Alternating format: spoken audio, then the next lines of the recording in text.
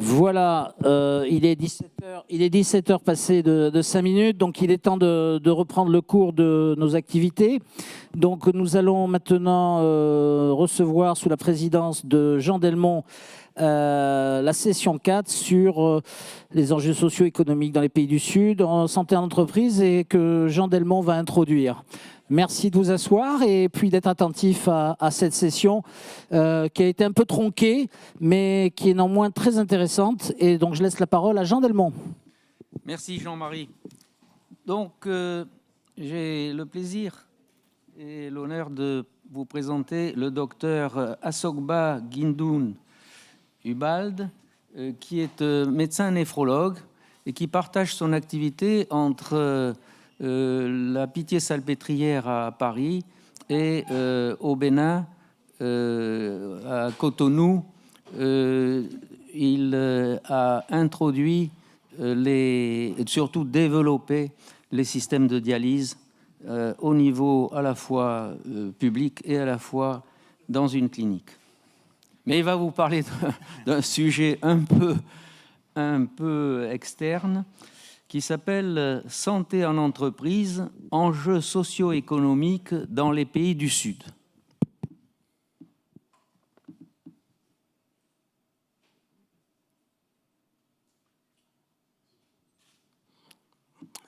Merci. Bonsoir à tout le monde. C'est un véritable plaisir d'être ici parce que je crois que j'ai beaucoup appris par les expositions qui ont été faites, les présentations.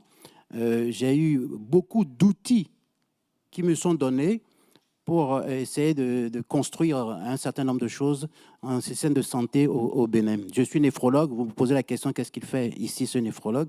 C'est tout simplement parce que je me suis introduit dans la prévention de la maladie rénale dans les entreprises au Bénin que le sujet est tombé. Et je vais profiter de quelques expériences qu'on est en train de faire au Bénin.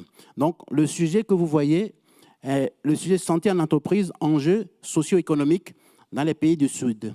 Un modèle qui a été un modèle très intéressant au Bénin, c'est le modèle de l'Arche, un modèle qui a été pris en compte depuis dans le programme d'action du gouvernement du Bénin en 2016 et qui se met en place progressivement. Pas facile vraiment de le mettre en place parce que vraiment il faut faire d'abord un processus d'éducation de la population et la mise en place des systèmes d'assurance qualité. Alors, je viens ici sous le compte de Conseil de bilan de France, qui a une association, qui est une fédération d'associations de 40 associations, et le FORIM, qui est partenaire de l'Agence française de développement, l'AFD. Alors, pour présenter le thème, le sommaire, c'est introduction et état des lieux de la protection sociale, émergence des mutuelles sociales en Afrique francophone, caractéristiques principales des mutuelles recensées, les principaux enjeux de la mutualité sociale en Afrique de l'Ouest, structuration, professionnalisation, qualité et disponibilité des offres, objectifs de contractualisation, définition des normes de qualité, viabilité économique et financière, bien sûr, l'harmonisation et les capacités à s'investir dans les politiques de prévention, l'affiliation obligatoire aux mutuelles sociales qui serait discutée et l'articulation avec les politiques de CSU.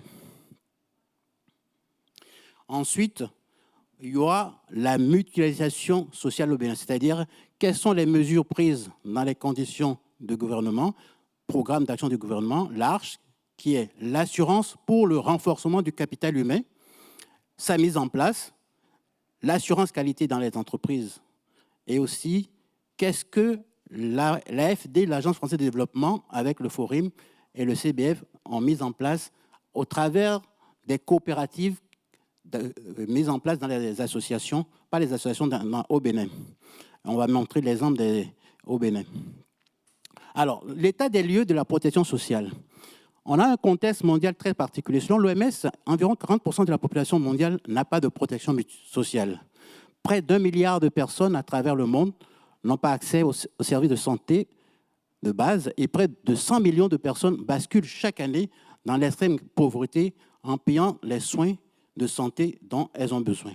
Ça, c'est une réalité qu'on connaît dans les pays du Sud et qui, malheureusement, ne s'améliore pas progressivement. Mais il y a un petit un petit pas qui se fait globalement. En Afrique, plus d'un tiers de ménages doit s'endetter ou vendre des biens pour payer des soins de santé. L'exemple le plus concret, c'est quand vous avez le cancer ou quand vous avez la dialyse, c'est de votre poche que vous payez s'il n'y a pas d'assurance maladie. Concernant l'Afrique subsaharienne, la plupart de la population couverte ne représente que 10% de la population totale. Très peu. Si l'on considère spécifiquement la couverture de risque maladie en Afrique francophone, ce taux est encore en plus bas, 3 à 6% selon les pays. On va regarder par l'émergence de mutuelles sociales et Afrique francophone.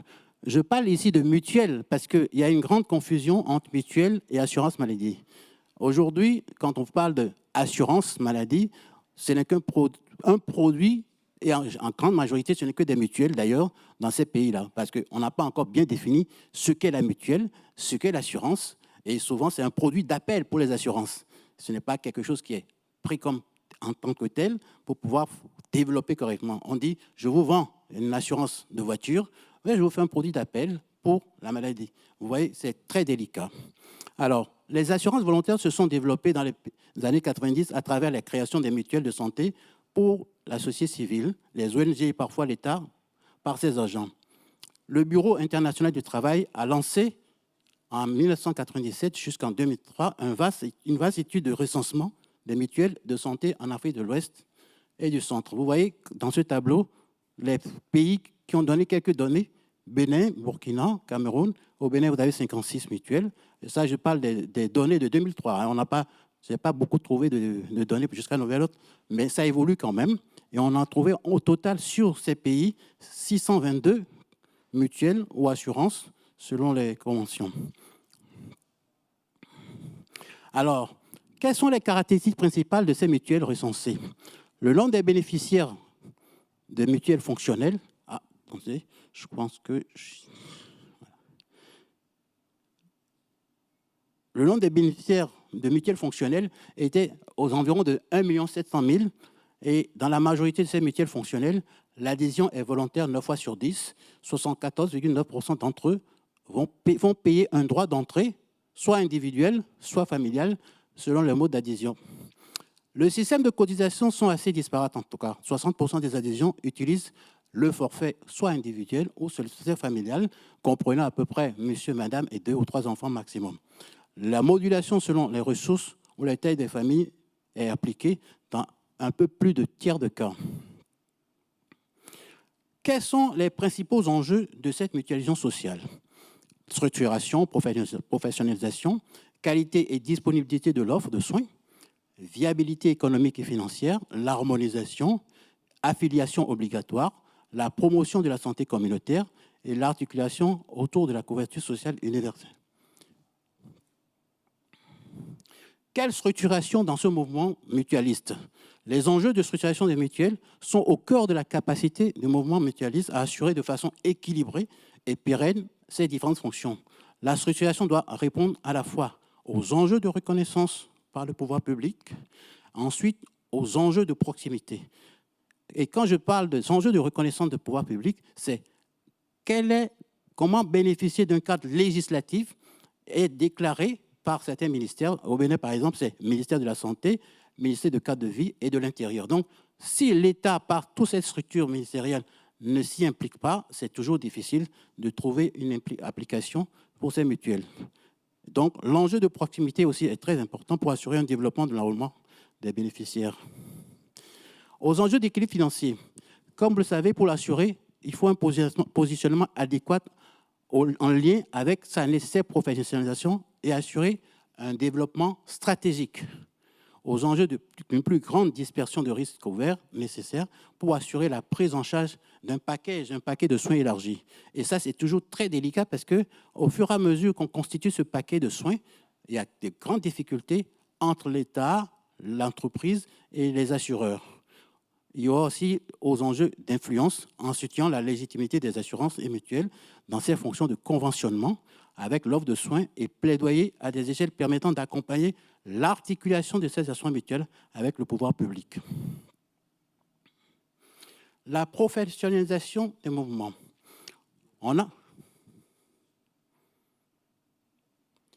la professionnalisation des mouvements, des mutuelles et des assurances suppose l'évolution d'un ensemble de compétences, d'approches, de process, de produits, d'outils en un véritable métier professionnel de l'assurance, fût-elle à taille communautaire. La mise en place, et c'est très important, la mise en place de l'assurance qualité apporte et apportera des compétences plus élevées et des garanties de fiabilité et une déontologie particulière. Et cette mise en place de l'assurance qualité va permettre une durabilité et une permanence de ce qu'on prendra comme assurance et mode de fonctionnement. En Afrique de l'Ouest, l'assurance comme mutuelle souffre encore de leur trop faible niveau de professionnalisation. On l'a dit tout à l'heure, on parle d'assurance, mais après, des fois, c'est des tontines ou des petites cotisations qui ne couvrent pas réellement les vrais risques. Et en ce qui concerne les mutuelles, une part relative importante de leur activité repose encore sur une dimension bénévole. En outre, les dirigeants élus sont généralement issus des milieux associatifs non familiers au métier de l'assurance et de l'économie sociale et solidaire. On a trop de commerce informel difficile à intégrer dans ces systèmes. Quelle est la qualité et la disponibilité de l'offre de soins? L'un des enjeux majeurs de la viabilité technique de l'assurance mutuelle et sociale, c'est leur capacité à mettre en œuvre un processus de contractualisation avec les prestataires de soins en vue de s'assurer de la disponibilité et de la stabilité de l'offre de soins. Et ça, c'est vraiment capital. À travers cette contractualisation assurance mutuelle, devant négocier les accords sur le prix, le mode de paiement des services de santé et l'acte forfaitaire, la procédure d'accueil des assurés, des protocoles thérapeutiques bien précis. Il s'agit également d'un accord sur les procédures de contrôle à respecter, les règlements liés et les facturations au paiement. Effectivement, comme vous voyez, c'est très difficile d'assurer une population sur laquelle on n'a pas le contrôle des prescriptions, le contrôle des paiements, et il y a énormément de fraudes qu'on doit surveiller pour pouvoir maintenir l'équilibre financier de cette assurance. L'État doit être un médiateur central. Critères de conventionnement des structures de soins. Disponibilité de ressources évidemment humaines, présence effective du personnel soignant, objectif perçu, personnel en nombre suffisant, infrastructures et équipements. La prise en charge des patients, et ça c'est quelque chose de très particulier, protocolisé et bien en convention avec les assureurs. Quelle est la viabilité économique et financière de ces assurances? Selon les données de recensement des mutuelles en 2003, 2/3 ont une cotisation individuelle mensuelle de moins de 300 francs CFA, c'est-à-dire à peu près 0,50 centimes d'euros. Plus de 60% qui ont une cotisation familiale annuelle demandent moins de 6 000 francs CFA, soit un effort mensuel inférieur à 500 francs CFA. En 2022, au Bénin et en Guinée, le taux de dépendance des mutuelles sociales vis-à-vis des structures d'appui était respectivement de près de 300% pour certaines et de 77% pour les autres. On parlait tout à l'heure ici de comment ces mutuelles et ces assurants sont en fait subventionnés. Pourquoi? Parce que tout simplement, la population elle-même n'arrive pas à cotiser suffisamment pour assurer ces assurances, pour rentrer dans ces assurances. Donc, il y a la subvention de l'État et surtout la subvention des structures internationales qui, le jour où cette subvention baisse, l'assurance baisse ou s'arrête. Et c'est très délicat parce que dans le programme d'action de chaque gouvernement, on devait programmer cette cotisation, la part de l'État qui doit appeler ça va, et ce que le salarié ou le citoyen doit lui-même donner. Au Sénégal et au Mali, les mutuelles communautaires sont subventionnées par l'État à hauteur de 50% de cotisations émises.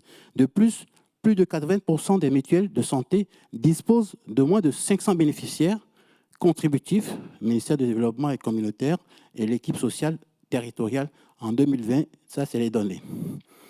Il faut comment renforcer la viabilité économique et financière? Il faut élargir d'abord l'ancrage territorial de ces assurances et mutuelles. Il faut cibler les groupements socio-professionnels et réussir à intégrer surtout le commerce informel. Vous savez, on a vu qu'en Italie, le commerce informel n'a jamais intégré dans le PIB. Et je dis bien en Italie, en Europe.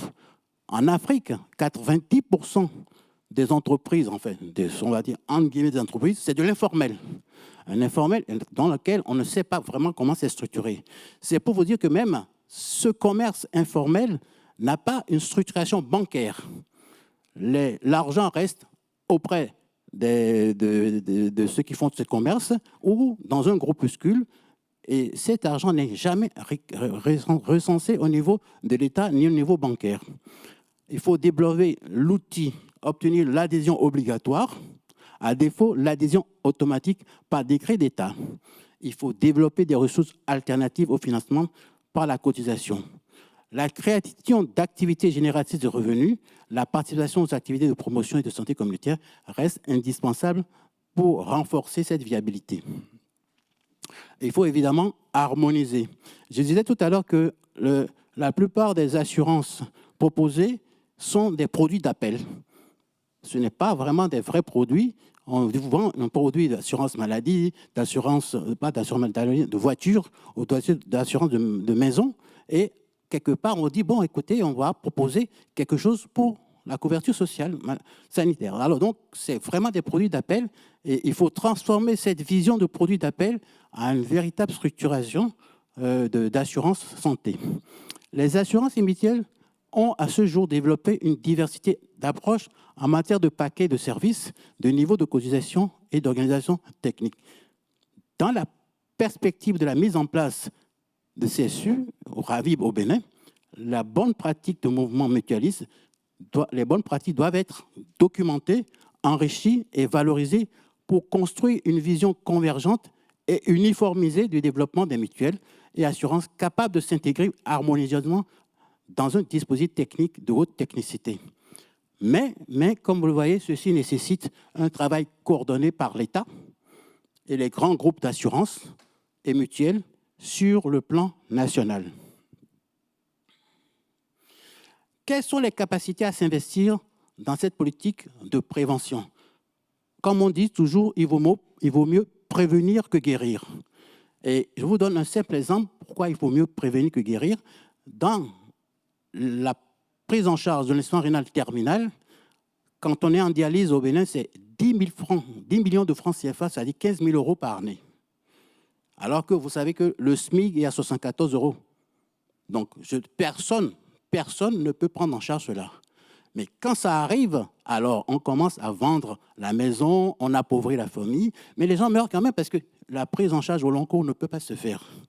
Donc, la prévention reste fondamentale, et quand on fait un calcul coût de la prévention et coût de la prise en charge, il n'y a pas photo, il vaut mieux faire de la prévention. Et c'est le travail fondamental qu'il faut introduire à travers les assurances et les mutuelles, c'est surtout de la prévention. C'est bien pour la population et c'est bien pour l'assureur aussi, parce que plus il fait de la prévention, moins on dépense pour la prise en charge derrière. Donc, réduire la morbidité liée à des pathologies évitables et par conséquent le coût de prise en charge des dépenses en santé correspondantes, responsabiliser les individus et les communautés, de devenir des acteurs de plus en plus incontournables dans la politique de prévention et de promotion de la santé, attirer les financements internationaux comme cela a été expérimenté au Bénin et dans d'autres pays, et développer l'entrepreneuriat avec une assurance santé obligatoire. On parle d'affiliation obligatoire, comme je l'ai dit tout à l'heure, comme le suggère l'OMS dans son analyse de mutuelle, l'inscription obligatoire de la population est devenue nécessaire, comme toute la professionnalisation de leur gestion, qui n'est pas synonyme de privatisation.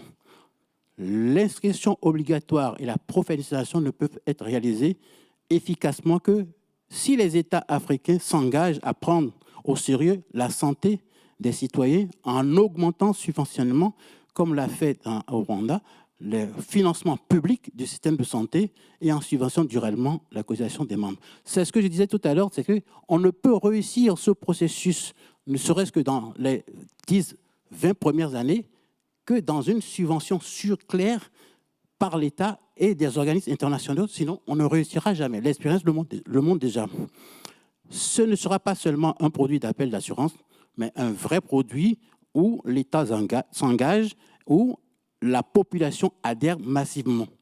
Les États ouest-africains pourraient s'inspirer des exemples actuels de la Thaïlande ou de certaines provinces indonésiennes, où le gouvernement a accordé à tous les membres du secteur informel une adhésion gratuite, financée par les impôts.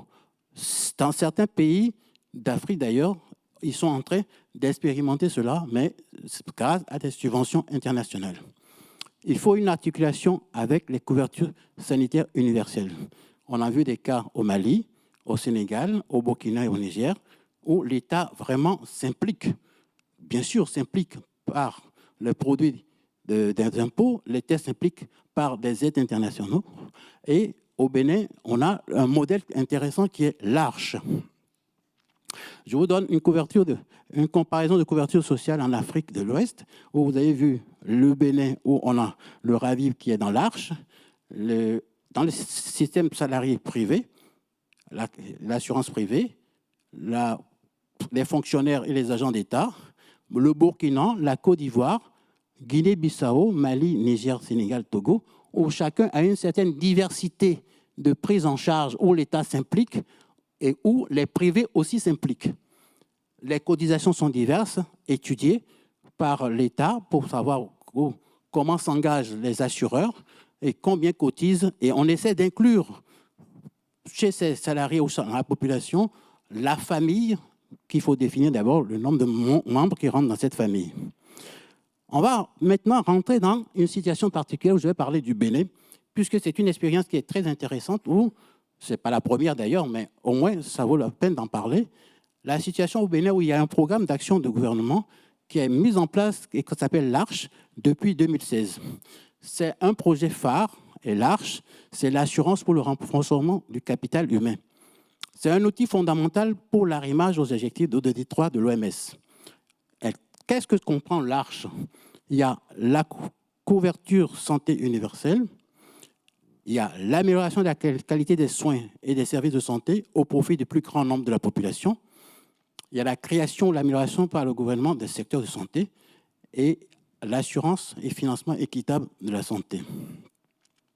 Quels sont les objectifs spécifiques de l'Arche? Améliorer l'accès aux services de santé pour toute la population. Santé pour tous, par le RAVIV. Alors, RAVIV, c'est un mot générique, comme on dit, c'est-à-dire c'est le recensement administratif à vocation d'identification de la population qui glisse vers l'assurance maladie obligatoire. En fait, pour pouvoir bien contrôler la population, il faut identifier toute la population. Et on sait très bien qu'en Afrique, souvent, on donne tel chiffre de gens de la population, mais en fait, tout le monde n'est pas connu. Aujourd'hui, par exemple, je peux dire que dans beaucoup de pays d'Afrique de l'Ouest, on ne connaît pas le vrai nombre de gens parce qu'ils n'ont pas de carte d'identité tous. On signale les naissances, certaines ne sont même pas signalées, donc on ne peut pas connaître totalement. Mais en mettant en place un cadre bien précis où on identifie toute la population, c'est utile pour beaucoup de choses parce que c'est la digitalisation qui permet de savoir qui est qui, combien on a, pour la santé, pour les infrastructures, même pour les élections, parce que c'est une identification qui est très intéressante. Donc, c'est un recensement administratif à vocation d'identification de la population. Il faut encore fournir des formations opérationnelles. Et dans cette formation qui rentre dans l'Arche, nous avons l'éducation, nous avons la formation et l'accès au travail, comme on a parlé de l'accès aux soins, avec des acteurs démunis du secteur informel, l'agriculteur, le commerçant, les transporteurs, les artisans et les artistes, qui ne sont pas des fonctionnaires, mais qu'il faudrait intégrer. Comme je disais tout à l'heure, beaucoup d'entre eux ne mettent jamais leur argent à la banque, ils ne sont signalés nulle part, ils ne payent pas d'impôts. Donc ça signifie qu'on ne peut pas globalement fonctionner et mettre en place une structure qui peut protéger cette population et qui peut accompagner cette population. Donc un travail énorme est l'identification et ça passe par ce que j'ai appelé le RAVIV, c'est recensement. Et dans ce recensement, l'État a pris un principe très important, c'est-à-dire si on ouvre la formation des gens, si on encourage l'entreprise à se mettre en place, on peut, à travers cette entreprise, mettre en place un système de santé de prise en charge des gens. Donc, assurer une pension aussi de retraite aux agriculteurs, commerçants, transporteurs, artisans et autres artistes du secteur informel. Effectivement, tout ce qui n'est pas fonctionnaire se retrouvent en fin de vie sans ressources puisqu'ils ne travaillent plus.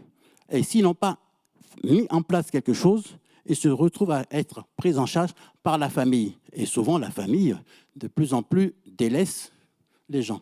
Donc, aujourd'hui, dans l'Arche, ce programme d'action du gouvernement, on essaie de mettre en place des structures qui permettent, même à la retraite, par des cotisations qui ont été faites, la prise en charge des gens pour les soins de santé, l'accès aux soins. Alors, la dernière chose, c'est comment assurer cela.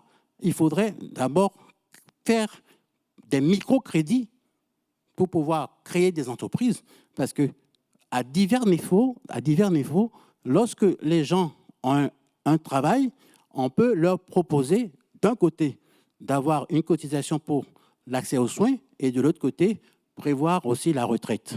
Donc, ces microcrédits permettent d'augmenter le poids des entreprises dans la société et par le biais de ces poids, structurer ces entreprises.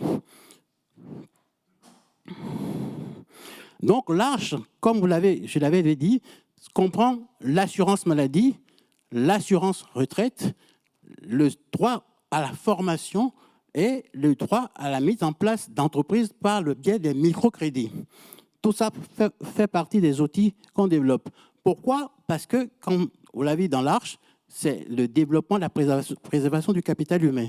Quand on veut préserver le capital humain, il faut la faire de façon rassurante et de façon dans la durée. Et quand on dit dans la durée, ça signifie qu'on mettra des outils d'assurance qualité qui permettront de contrôler de façon progressive ce qu'on fait et l'améliorer. Donc, il faut améliorer d'abord, pour ce capital humain, l'environnement social, il faut éduquer, il faut former, il faut faciliter l'accès au travail et ensuite, il faut donner, évidemment, l'accès aux soins. Ça, c'est vraiment un processus très important. L'assurance pour le renforcement du capital humain qui est l'Arche, qui est un dispositif principal qui a été mis en place et répond aux objectifs de développement durable de l'OMS. Il y a un budget principal qui a été voté, qui est plusieurs milliards. Évidemment, pour pouvoir mettre cela en place, l'État apporte 10% de cette somme et à côté de cela, dans l'accompagnement de cette mise en place, il y a les apports des partenaires techniques et financiers. Les PTF, Fonds mondial, Système des Nations Unies, Coopérative japonaise et la Banque internationale du travail pour apporter un appui technique. Donc, au sein de l'entreprise, on va parler globalement, par l'Arche et le RAVIV, la santé. Il faut améliorer, il faut mettre en place l'assurance maladie et l'État a mis depuis 1er janvier 2023 l'assurance maladie obligatoire pour l'accès aux soins dans toute entreprise privée et publique. Le développement des entreprises et le développement de l'entreprise, parce que plus on a d'entreprises dans le pays, plus on peut introduire ce facteur d'amélioration de la qualité de l'accès aux soins et l'accès aussi à la retraite. Donc, on a intérêt à développer l'entreprise et comme vous le savez, très souvent, les gens ont des micro-entreprises et ces micro-entreprises, ils n'arrivent pas souvent à bien gérer et à se couvrir correctement sur le plan de santé et sur le plan de développement.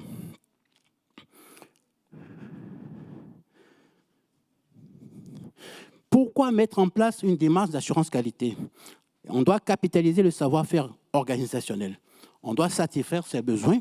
On doit améliorer en continu la qualité de ce savoir-faire et pérenniser le savoir-faire, préserver le capital humain.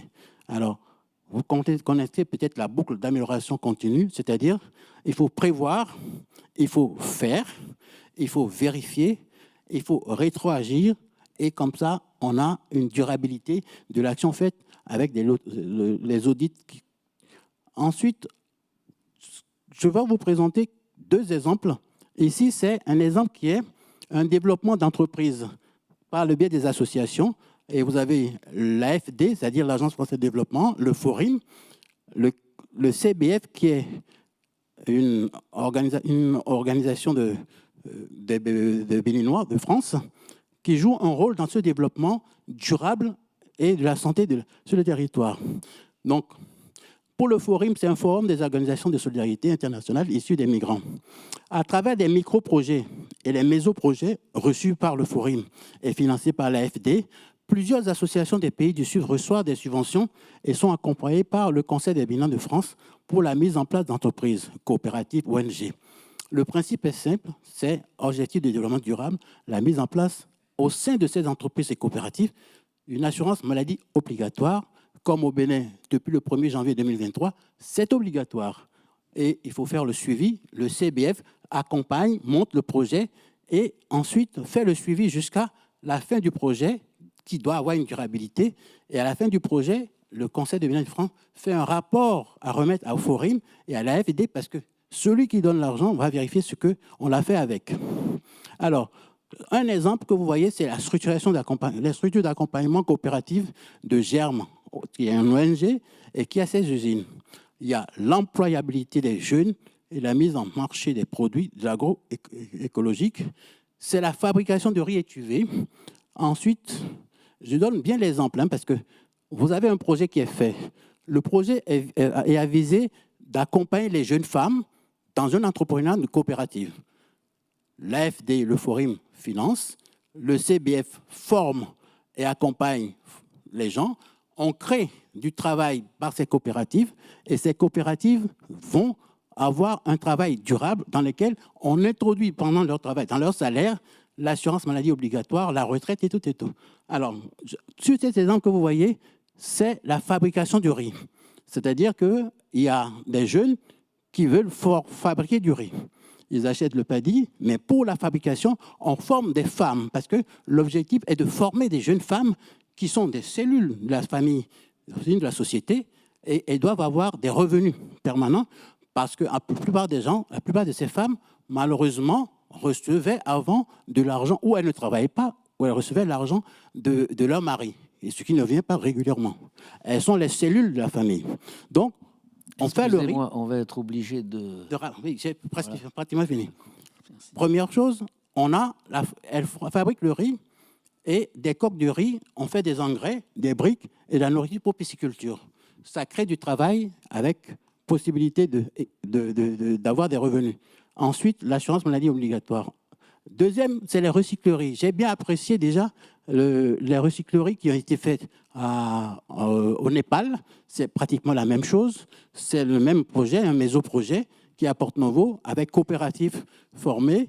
On a l'atelier du tri, atelier de ramassage, atelier de catégorisation. Et on introduit aussi au sein de ces coopératives, évidemment, l'assurance maladie obligatoire. Donc, voilà comment on pense, par ce biais, introduire les assurances au sein des coopératives et dans l'entrepreneuriat. Donc, globalement, quel est l'objectif final qu'il faut mettre en place? C'est créer plus d'entreprises, mettre le travail informel dans une structuration pour pouvoir quand même développer l'accès aux soins. Je vous en remercie. Ce travail a été fait grâce au professeur Jean-Luc Pénaud de l'Université Paris-Est, Créteil, qui m'a beaucoup aidé pour les références. Et je remercie le Forum, les responsables de l'AFD, le président du Conseil de bilan de France, Jean-Charles Aromantégbé, et aussi les organisations de l'actualité de Faro. J'ai fini. Merci. Venez vous asseoir. Venez vous asseoir. Bien. Donc, on n'a pas énormément de temps là, mais on peut poser 1 à 2 questions pour finalement... oui, docteur Olivier Bouchot.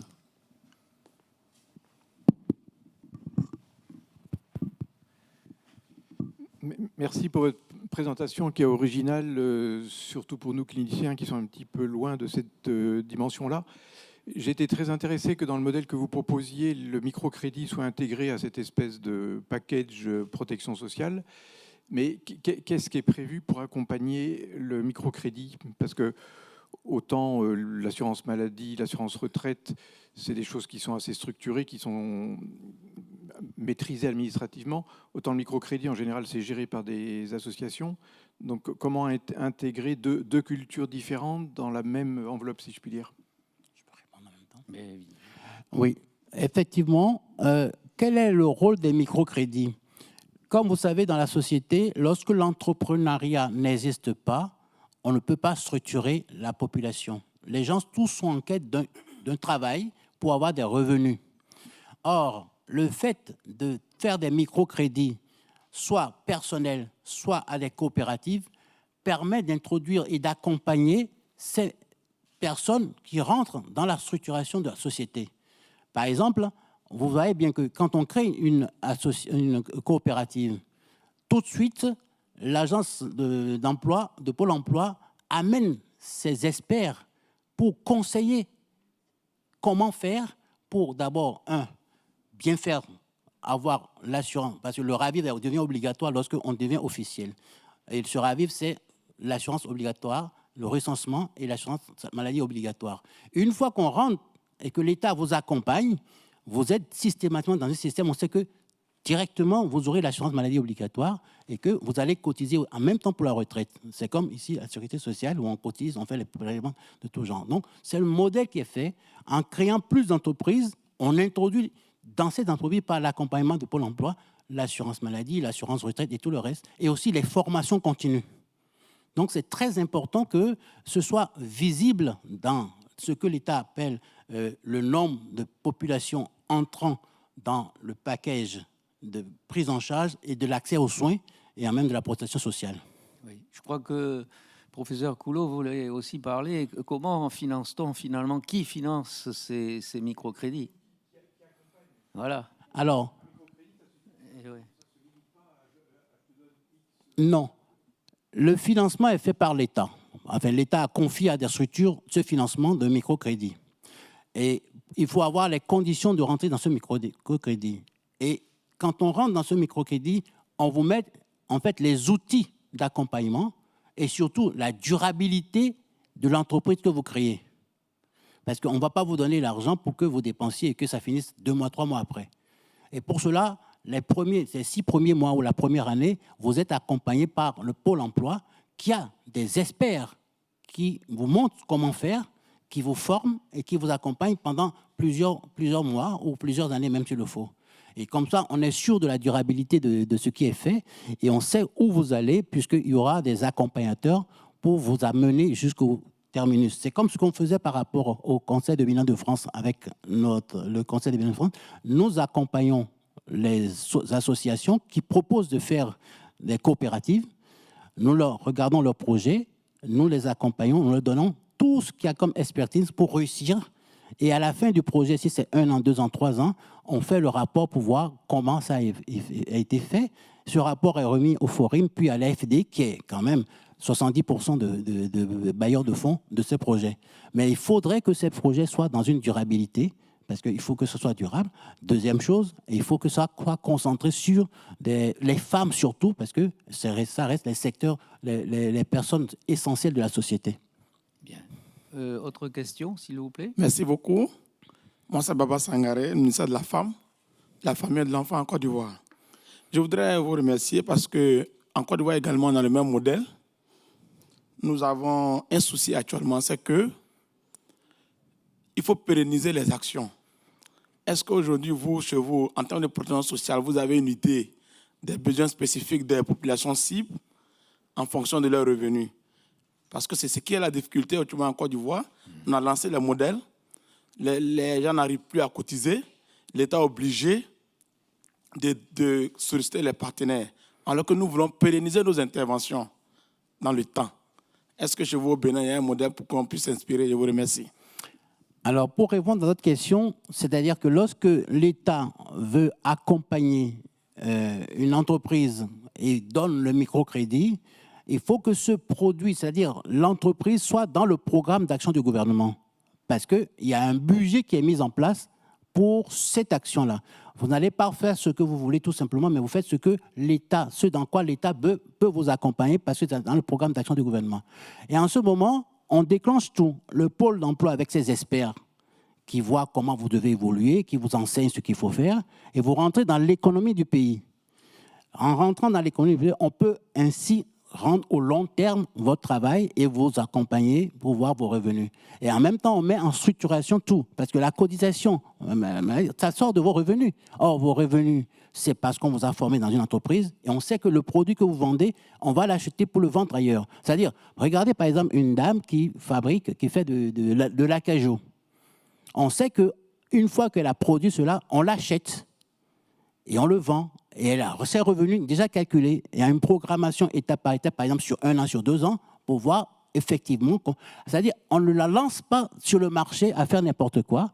On la lance dans un domaine où on sait que l'État intervient, soit pour d'abord former les gens, et ensuite acheter le produit de production.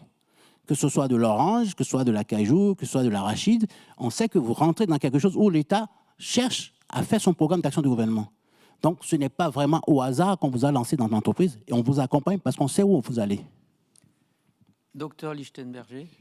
Vous avez beaucoup parlé donc de l'intervention de l'État dans ces mutuelles et dans ces assurances, mais moins de l'intervention des entreprises qui, quand même, dans mon expérience, sont les grands payeurs des frais de santé, même si ce n'est pas très bien contrôlé. Et donc, je me demandais dans quelle mesure quelles étaient les obligations chez nous, c'est les entreprises qui payent, même s'il y a une cotisation d'employeurs, il y a une cotisation salariée, c'est collecté par les entreprises et ça représente l'essentiel quand même des fonds et des coûts et des revenus. Donc, qu'est-ce qu'il en est dans votre expérience de l'obligation de cotisation des entreprises?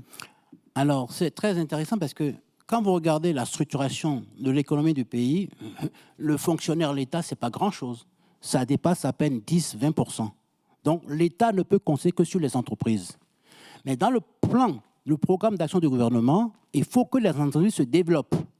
Donc, ça signifie que l'État, dans le programme de l'Arche, l'État a créé un programme de défiscalisation en encourageant les entreprises.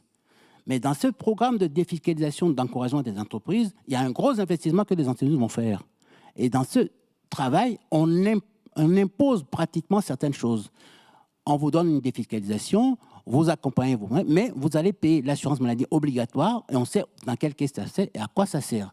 Et en plus de ça, il y a certaines structurations qui sont faites. Donc, vraiment, les entreprises sont poussées vers le programme d'action du gouvernement qui a voté un certain budget qui accompagne les entreprises, qui prépare les défiscalisations. Et en même temps, l'État structure, accompagne ces entreprises pour un peu faire les exportations. Vous savez que dans un pays, plus vous fabriquez, plus vous exportez, mieux c'est pour le pays que d'importer. Or, le profil des pays africains, surtout francophones, c'est beaucoup d'importer et d'exporter sans vraiment finaliser les produits. Aujourd'hui, par exemple, au Bénin, ce qui est entre le produit brut et le produit fini, c'est une perte si on exporte sans finaliser. Par exemple, vous prenez les noix de cajou. Pourquoi faire les noix de cajou, les exporter et ça revient plus cher pour la population? Nous finalisons le produit fini et c'est dans le pays et on exporte après.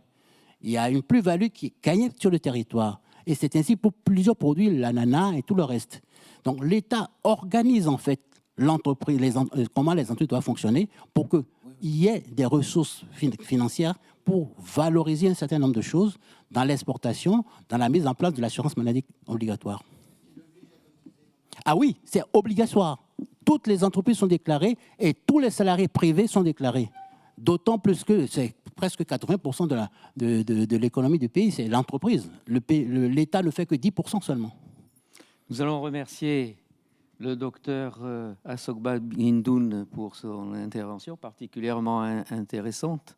Mais le temps passe un tout petit peu. On souhaite le plus grand succès à cette nouvelle entreprise d'État avec le secteur donc privé. Et je voudrais remercier aussi toute l'assistance qui a bien voulu rester au-delà de 5h30. Et je dois dire que Jean-Marie Méléry va conclure et inviter probablement tous à venir demain. Voilà, merci encore d'être restés si nombreux pour cette session 4. Et donc demain à 9h, nous attaquerons la session 5, puis la session 6, qui sera consacrée aux communications libres sur la santé et la médecine tropicale, avec un programme très riche. Je vous attends donc demain à 9h pour le début de ces sessions. Merci à vous, bonne soirée. un chemin à parcourir. À faire,